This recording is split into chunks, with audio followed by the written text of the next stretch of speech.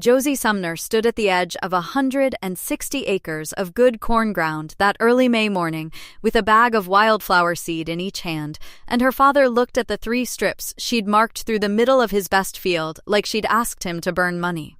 "You want to plant weeds straight through the center of my corn," Grady Sumner said. Not quite a question, more a slow, disbelieving statement of fact. "Right through the best ground on this whole farm." "They're not weeds," Josie said. "They're a prairie strip mix. Coneflower, black-eyed Susan, little bluestem, milkweed, 16 native species." "Call it what you want," Grady said. "It's still 3 acres of corn I'm not growing this year." Her dad gave her 1 season to prove it. She only needed 1. Josie was 16 that spring, tall and sun-browned from a childhood spent working alongside her father on the same ground his own father had farmed, with the particular quiet focus of a girl who had learned early that being taken seriously on that farm meant showing up with facts instead of feelings. She had spent the fall of her sophomore year sitting in her school's agricultural science classroom, half listening to a unit on soil conservation until a single slide changed the shape of her whole winter. A research summary from a university field study on prairie strips, contour bands of native perennial vegetation planted through row crop fields, showing measurable reductions in soil erosion and nutrient runoff, alongside a documented increase in beneficial insect populations that, in several long-term trial sites, had actually improved yields on the corn acres closest to the strips rather than hurting them. What none of the men in her father's usual coffee circle knew that spring. Watching her mark out 3 narrow bands through the middle of the family's best cornfield was what her agricultural science teacher, a sharp, patient woman named Denise Corwin, who had spent 6 years working for the state's extension service before moving into teaching, had spent that whole winter helping Josie understand well enough to defend in front of a room of grown men who assumed, on sight, that a 16-year-old girl's enthusiasm and a real agronomic strategy were not the same thing. Denise had grown up on a small, diversified farm herself, one of the few working agricultural operations left in a county that had over 2 generations consolidated almost entirely into corn and soybean monocultures, and she had watched, across her own career, farm after farm along that same stretch of country lose topsoil at a rate nobody talked about openly, because talking about it meant admitting the system itself carried a slow, compounding cost most operations had simply decided to absorb rather than address. "Corn doesn't fail because of one bad decision," Denise told Josie that winter, walking her through the research data at the classroom's back table after school. "It fails slowly, the same field a little thinner every year, until one bad drought finally shows everybody what's been happening the whole time nobody was measuring it. A field that only grows one thing is just waiting to fail. The strips aren't charity for butterflies, Josie. They're insurance nobody else on this road is buying." Josie had heard that sentence in October and carried it through the whole winter, turning it over the way a person turns over an idea they aren't yet sure is theirs to claim, and by the time spring planting came around she had built, with Denise's help, a full written proposal, species selection, contour placement following the field's natural drainage lines, a cost breakdown, and a projected comparison of expected yield loss on the planted acreage against expected long-term soil and pollinator benefit, and had brought it to her father's kitchen table with the same seriousness she'd have brought to a science fair judge. Grady had read it twice, sitting at that table with his coffee gone cold, and had said, finally, the sentence that would define the whole season to come. "1 season," he told her, 3 acres, this year only. If the data doesn't back you up by harvest, we disc it under and go back to full corn next spring, and you don't ask me again." "Deal," Josie said, and did not let him see, in that moment, how much she'd been afraid he'd say no outright. Her mother, Renee Sumner, had watched that whole kitchen table negotiation from the stove, saying little, though she caught Josie by the arm afterward in the hallway, out of Grady's earshot. "Your daddy doesn't hand out 1 seasons lightly," Renee said. "He gave your older brother exactly 1 season to prove that welding business idea 2 years ago, and when it didn't pan out, that was the end of it. No second chances. I'm not telling you that to scare you. I'm telling you because I want you walking into this understanding the weight of what he just agreed to." "I know the weight of it," Josie said. "I've been doing the math since October." Renee studied her a moment, the particular look of a mother deciding how much of her own worry to hand over and how much to keep carrying herself.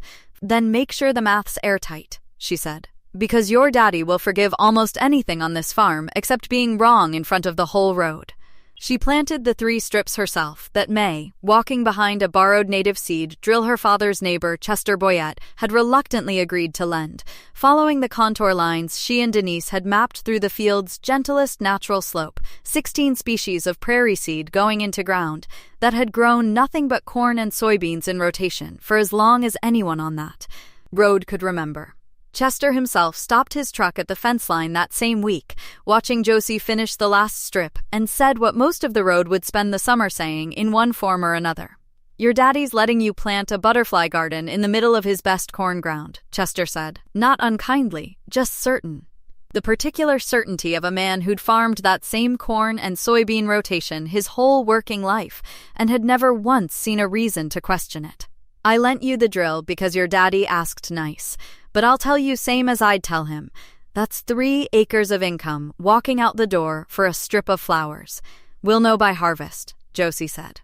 The seed itself had cost more than Josie originally budgeted for, $640 for the 16-species native mix across 3 acres, money she covered partly with 2 summers of babysitting savings and partly with a small loan from her own grandmother, who had asked, when Josie explained the project over the phone, only one question before agreeing. Does your daddy think it'll work? Her grandmother asked.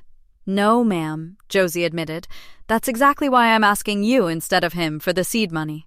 Her grandmother had laughed at that, a short, delighted sound, and wired the money the same afternoon. Learning to run the borrowed native seed drill took Josie the better part of 2 frustrating days. Calibrating seeding rate and depth for a mix of species with wildly different seed sizes, from milkweed's fine, silky fluff to the coarser, heavier seed of little bluestem, a balance the drill's factory settings had never been designed to handle gracefully. She ruined her first pass entirely, seeding too shallow and too thick in patches, and had to go back over it a second time at Denise's suggestion, mixing the seed with a carrier of clean sand to help it flow more evenly through the drill's mechanism, a trick borrowed directly from the Extension Service's own Prairie Restoration Manual.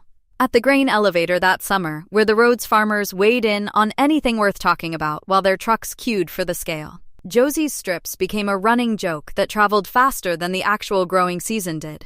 Earl Voss's cousin Ray Dunmore, who farmed the section directly north of the Sumner place, offered the sharpest version anybody managed. 16-year-old girl telling grown men how to run a cornfield, Ray said, shaking his head at the scale house counter. Bet she read it in a magazine somewhere. Real farming's not a school project. Marge Talley's niece, who worked the elevator's front counter that summer and had gone to school with Josie, offered the gentlest version, the way most people who actually knew Josie tended to. I've watched her do her homework at that counter for 3 years, she said. If anybody in this county is actually going to read the whole study instead of just the headline, it's her. I don't know that anybody's giving her the credit for that. Even Denise, watching from a careful professional distance all summer, admitted to Josie once, over coffee at the school before the fall term started, that she'd worried more than she let on about how the season might land for a 16-year-old carrying that much public doubt on her shoulders. I've seen adults quit under a fraction of the pressure you took all summer, Denise told her. I want you to understand that finishing it wasn't a small thing, whatever the yield map ends up saying. I almost didn't, Josie admitted. The night after the storm, I came about as close as I ever have to just telling my dad to go ahead and plow it under himself. But you didn't, Denise said. That's the part that actually matters, same as it was for your dad in June. Josie's insect counting method itself had taken Denise most of a Saturday afternoon that June to teach properly, walking her through a standardized sweep net technique borrowed from the same university field study Josie had first read about. 10 sweeps per sample point along a consistent transect, specimens caught and briefly examined in a clear collection jar before being released unharmed back into the row. Josie ran the same transect twice weekly all summer, rain or shine, logging counts by species group in a bound notebook she kept in the truck's glove box, the pages filling steadily with a discipline her father, watching her from a distance without saying much about it, privately found more impressive than he let himself admit out loud that early in the season. You're out there with a bug net twice a week like it's a job, her younger brother Colt, 13 that summer, said to her once, half teasing, watching her cross the yard with her collection jar. Nobody's paying you for this. Not yet, Josie said. That's not really the point, though. None of it changed what Josie did each week that summer, which was walk the strips and the corn rows on either side of them with a notebook and a magnifying loupe, counting beneficial insects, ladybugs, lacewings, parasitic wasps, all species Denise had taught her to identify by sight, logging counts on the corn rows nearest the strips against counts on rows 100 yards distant, near the field's untouched conventional acreage, building.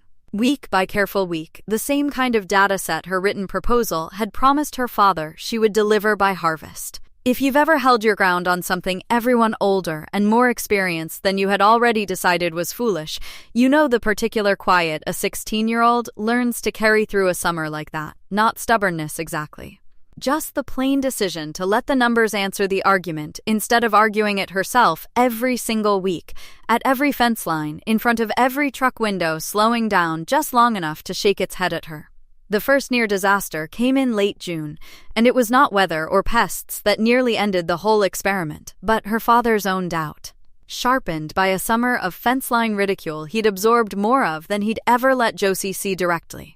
Grady had spent 6 weeks fielding some version of Chester's comment or Ray Dunmore's from nearly every neighbor who drove past, and by late June walking his own corn rows and seeing what looked, to his conventionally trained eye, like a noticeably weedier margin along each strip's edge. Volunteer grass and early prairie growth still establishing, nowhere near its eventual tidy maturity, he had begun to doubt the whole arrangement in a way that went beyond simple worry into something closer to real regret. He hitched his disc plow to the tractor on a Saturday morning in late June, intending, he told Josie flatly at breakfast, to plow the strips under before they cost him any more of the season's yield than they already had. You promised me 1 full season, Josie said, standing at the kitchen table with her notebook already in hand. It's not even July. I'm looking at 3 acres of weeds choking out good corn ground, Grady said. I don't need a full season to see what my own eyes are telling me. Your eyes are looking at establishment growth, Josie said. Prairie plants spend their whole first year building root systems, not top growth. Denise told me it would look like this. She told me you'd probably want to plow it under right about now. Because everybody does. Renee stepped into the kitchen doorway then, drying her hands on a dish towel, and said nothing directly to either of them, only stood there long enough that Grady glanced her way, the particular silent negotiation of 2 people who had spent 20 years reading each other's positions without needing many words for it. Renee said only one thing before she turned back to the sink. You told her 1 full season, Grady, in front of me and Colt both. That's not a promise you get to shorten just because Chester Boyette can't keep his opinions to himself at the elevator. Grady stood at the door with his keys in hand a long moment, caught between the promise he'd made at that same kitchen table 2 months earlier and a summer's worth of quiet. Mounting doubt every trip to the elevator had reinforced. 1 more month, he said finally. If it doesn't look different by August, the deal's off early, promise or not. Josie did not sleep well that night, lying awake running the arithmetic of exactly how much ground she still had to make up before August, and it was that same week, at Denise's suggestion, that she began something she hadn't originally planned for her proposal at all, walking the field with her father's own yield monitor manual in hand, learning how the combine's onboard system tracked bushels per acre in real time across a field's full width, understanding, for the first time, that she wouldn't just be able to argue her case by harvest. She'd be able to show it, acre by acre, in a spreadsheet nobody could dismiss as a school project. The lowest point of that whole season came in mid-July, on a night Josie would later describe to Denise as the closest she came to genuinely doubting herself. A hard, driving thunderstorm rolled through that week, nothing unusual for the season, but heavy enough that Grady drove the field the next morning checking for lodged corn and washed rows, and came back to the house with his jaw set in a way Josie recognized from childhood as his most dangerous quiet. Erosion's bad on the north end, he told her. Whole row washed out along the fence line. Josie drove out herself that afternoon and found, walking the north end, That the row he meant ran nowhere near her strips at all, 100 yards distant on the field's conventional acreage, exactly the kind of gully washing a hard rain always cut into bare-tilled row crop ground, with nothing anchoring the soil between the rows. The 3 strips themselves, she found walking their length carefully, had held entirely, their still establishing root systems already doing more to slow that week's runoff than a summer's worth of her own careful argument had managed to do at the kitchen table. She had called Denise from the field that afternoon, standing at the washed-out conventional row with her phone pressed to her ear, and Denise had walked her, calm and unhurried the way she always was, through exactly what the photographs would need to show to make the comparison undeniable, consistent lighting, a visible reference point in both frames, the exact same distance from camera to ground so no one could later argue the difference was a trick of angle rather than a genuine contrast in soil structure. Data only convinces people when it can't be argued with on a technicality. Denise told her, "Make sure nobody can find a technicality." She sat that evening on the tailgate of her truck at the field's edge, notebook open, and let herself, for the first time all summer, feel the full weight of how close the whole project still stood to being decided under regardless of what the data actually showed. A field that only grows one thing is just waiting to fail. Denise's sentence came back to her that evening, and for one long, tired hour it felt less like guidance and more like a rule that applied to everyone on that road except her own father. A man who had, by every measure she could see that evening, already decided what he believed about her strips long before her data finished making its case. She did not go home discouraged, though. She went home and printed, on the family's shared computer late that night, a side-by-side photograph she'd taken that afternoon, the washed conventional row on the north end beside an untouched strip margin holding firm just 100 yards south, and left it on the kitchen table for her father to find the next morning, with a single line of her own handwriting beneath it. This is the difference one season of root systems already made. Ask me again in August whether the deal's still off early. Colt found the photograph on the table before either of their parents came down that morning and studied it a long while over his cereal bowl, 13 years old and taking in, for the first time, the actual visual weight of what his sister had been arguing all summer in words their father hadn't fully believed. "That's a pretty big difference for just some flowers," he said when Josie came downstairs. "Yeah," Josie said. "That's kind of the whole point I've been trying to make since June." Colt didn't say much else about it, but he started walking the strips with her some mornings after that. Not out of any deep conviction yet, mostly out of a younger brother's curiosity finally catching up to what his older sister had been doing all along. Grady said nothing about the photograph that next morning, but he did not hitch the disc plow again that summer either, and Josie understood that to be, from her father, as close to a concession as she was likely to get before harvest actually settled the argument. What would you have done, 16 years old, watching your own father's patience run thinner each week, while the proof you needed was still months from finishing? Josie kept walking the strips, kept logging beneficial insect counts, kept learning the combine's yield monitor software in the evenings, because she had learned, across one long, doubting summer, that the only argument that was ever actually going to hold in that kitchen was one built entirely out of numbers her father would trust more than either of their opinions. By August, exactly as Denise had predicted, the strips had transformed entirely. 16 species of prairie flower blooming in dense, structured bands through the field's middle. Coneflower and black-eyed Susan drawing a visible, humming population of pollinators that Josie's insect counts confirmed had spread, measurably, into the corn rows on either side. She counted, that month, nearly triple the beneficial insect density in rows adjacent to the strips compared to the field's distant conventional acreage, and, more importantly, to her father's own quiet. Unspoken skepticism, noticeably lighter aphid and corn rootworm beetle pressure on those same adjacent rows. Exactly the kind of natural pest suppression the university research she'd studied all winter had documented in its own long-term trial sites. Josie's insect counts that August told a more complete story than the raw numbers alone let on. And she spent several evenings that month cross-referencing her tallies against Denise's own reference charts, learning to distinguish with growing confidence between merely beneficial insects and the specific predatory and parasitic species known to actively suppress corn pest populations rather than simply coexist alongside them. She found, tallying 2 full months of transect data, that lady beetle larvae counts near the strips ran nearly 4 times higher than on the field's distant conventional rows, a predator whose larvae consumed aphids at a rate that made the difference visible even to an untrained eye walking the corn itself, leaves noticeably cleaner and greener on the rows closest to the blooming strips.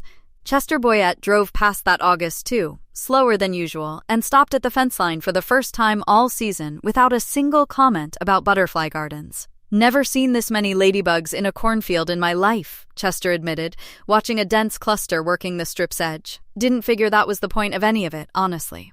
Figured it was just flowers, for the sake of flowers." "It's never just flowers," Josie said.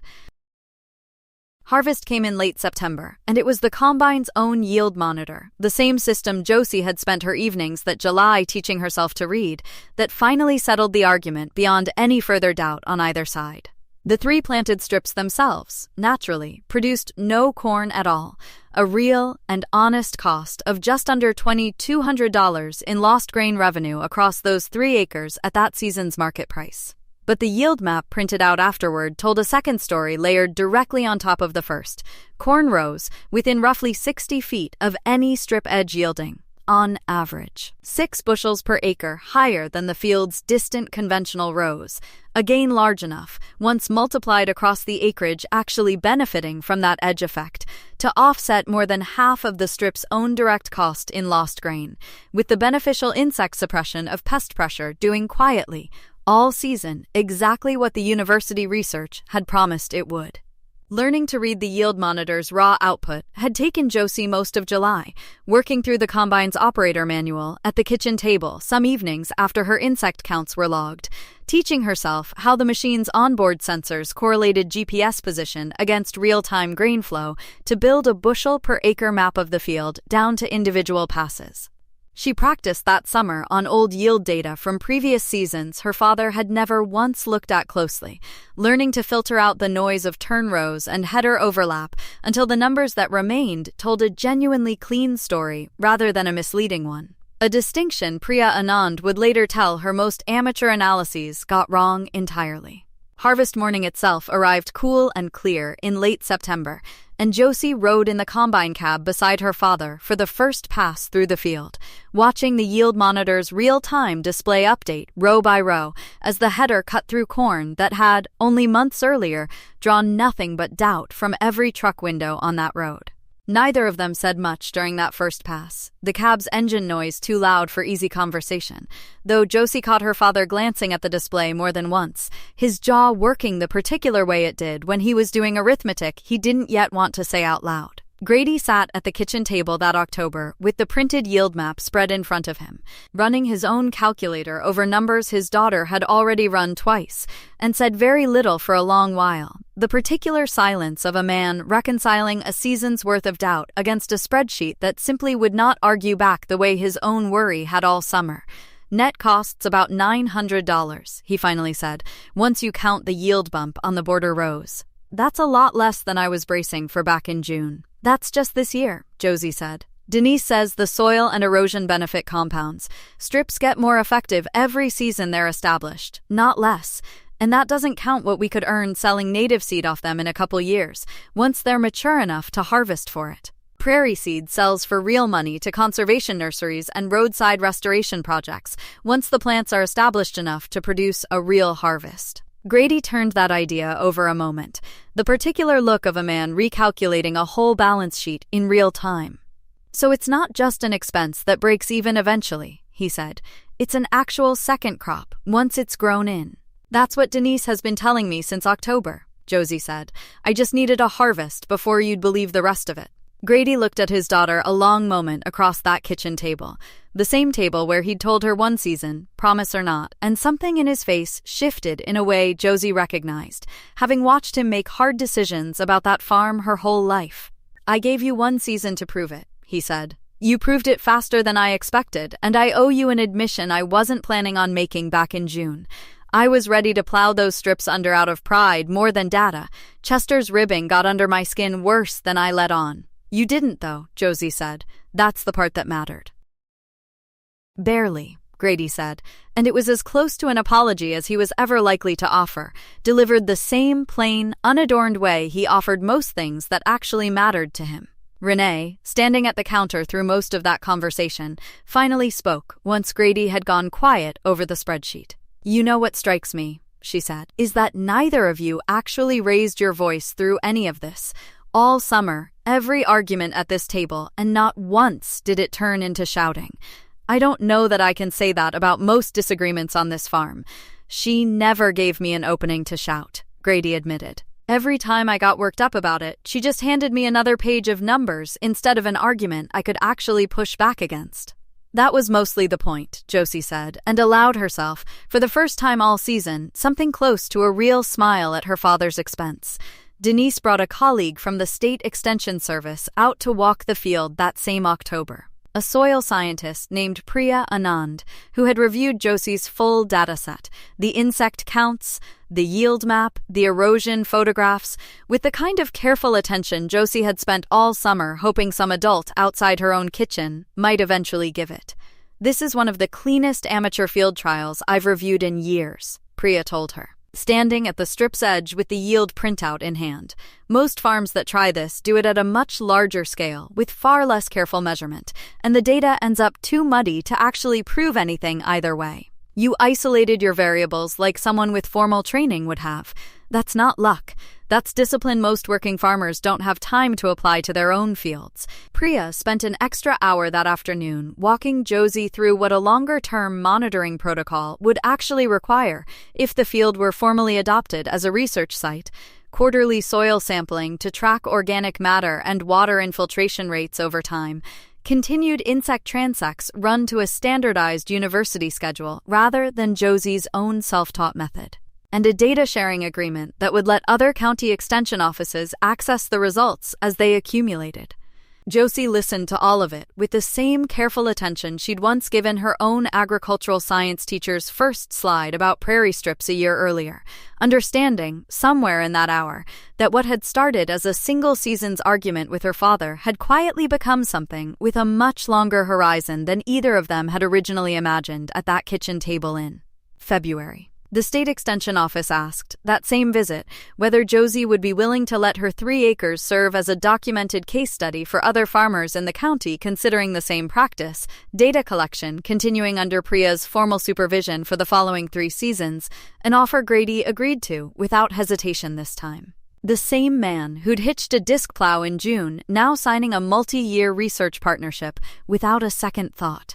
By the following spring, 2 other farms on that road, Chester Boyette's among them, had put in their own prairie strips, following the same contour mapping method Josie and Denise had worked out that first winter.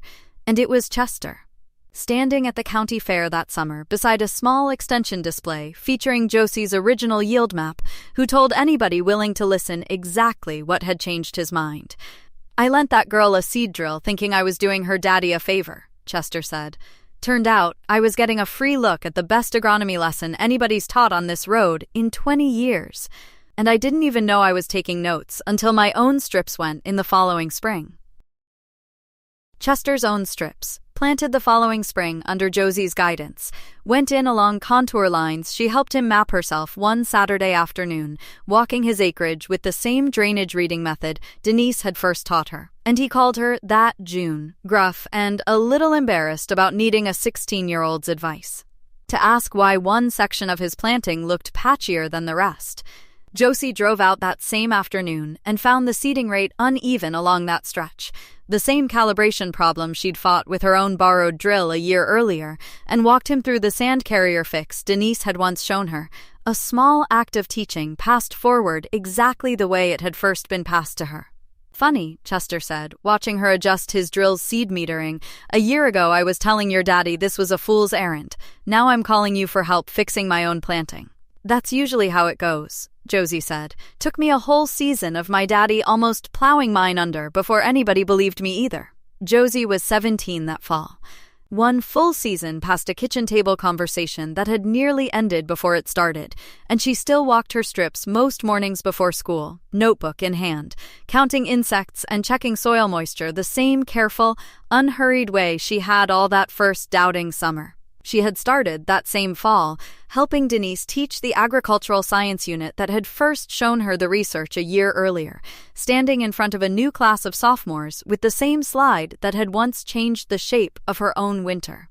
She kept her original field notebook, its pages swollen and soft from a full season of humid mornings, on a shelf in her bedroom beside the growing stack of Priya's quarterly monitoring reports, and she found herself, some evenings, paging back through those first uncertain entries from May, the shaky calibration notes, the anxious tallies from the week her father nearly hitched the disc plow, and feeling less embarrassment at how unsure she'd sounded then than a kind of quiet pride at how carefully she'd kept recording anyway, uncertain or not. A field that only grows one thing is just waiting to fail, she told them, the same sentence Denise had once given her, now passed forward in her own voice.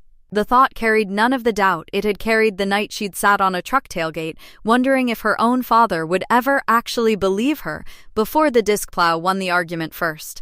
It felt, finally, like the plain fact Denise had always meant it to be, proven not by a single dramatic season, but by the patient, careful discipline of measuring everything and arguing nothing until the numbers, on their own schedule and nobody else's, were finally ready to speak for themselves. She thought sometimes, standing at the strip's edge on a quiet morning before school, about how differently the whole season might have ended if her father hadn't hitched the disc plow that Saturday in June. If the argument had simply resolved itself without ever coming that close to failing.